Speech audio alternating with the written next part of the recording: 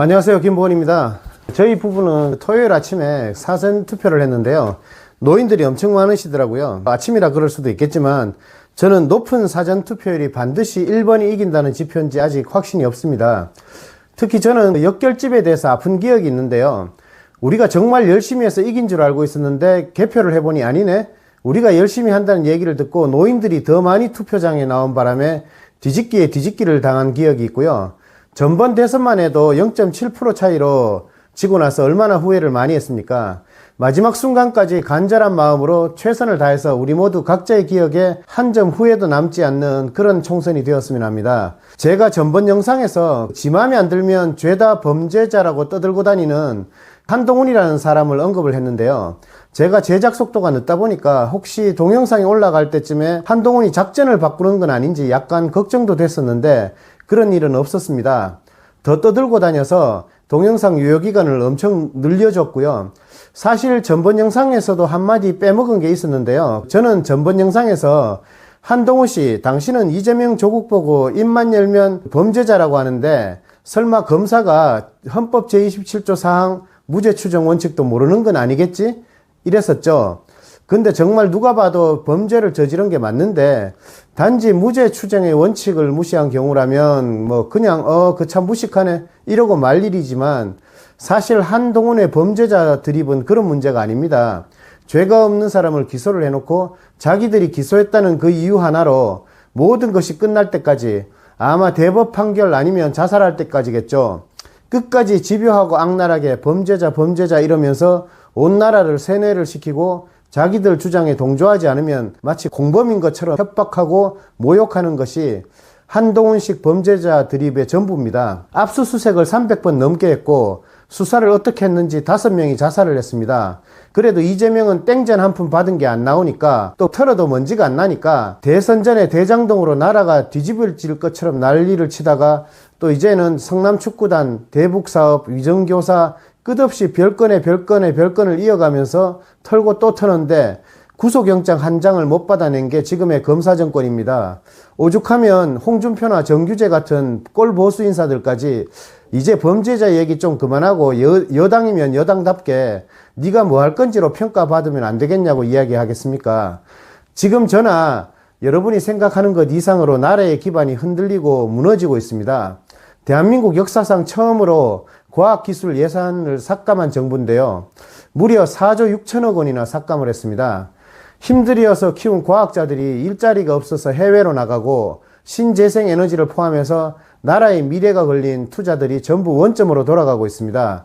부자들 세금을 20조 원이나 탕감해 주다 보니까 나라에 돈이 없어서 노동자, 자영업자, 서민, 중소기업, 시민단체들 목을 조르고 있습니다. 정부가 할 수 없는 풀뿌리 사업을 맡아서 우리 사회의 건강한 생태계를 만들어 왔던 수많은 시민단체들이 예산 삭감, 검찰 고발을 협박받고 사업을 접고 있습니다.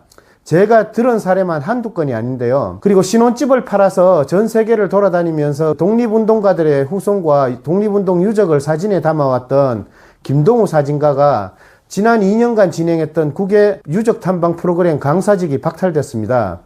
김동우 사진가는 그 해당 지역의 독립운동 역사에서 국내외 최고 전문가고 또 최종 선정된 업체를 포함해서 입찰에 나선 5곳 중에서 4곳이 강사로 선택한 상태였습니다. 강사직이 그런데도 박탈된 이유는 단 하나, 작년 1월에 대통령과 만난 자리에서 해방 전 미국에 한인 비행사 양성소가 있었다면서 대한민국 공군에 모태가 된 그 유적을 정부가 매입해 줄 것을 요청했더니 윤석열이 특유의 그 저렴한 화법으로 너무 비싸면 못 사고 라고 답했고 그때 받은 충격을 1년 뒤 언론 인터뷰에서 언급을 했다는 겁니다. 김동우 사진가처럼 공무원 1000명이 못한 일을 혼자 몸 바쳐서 일궈온 의로운 사람들이 상처받고 내쫓기는 일이 윤석열 하나로 인해서 오늘도 계속되고 있습니다. 더 이상은 안 됩니다.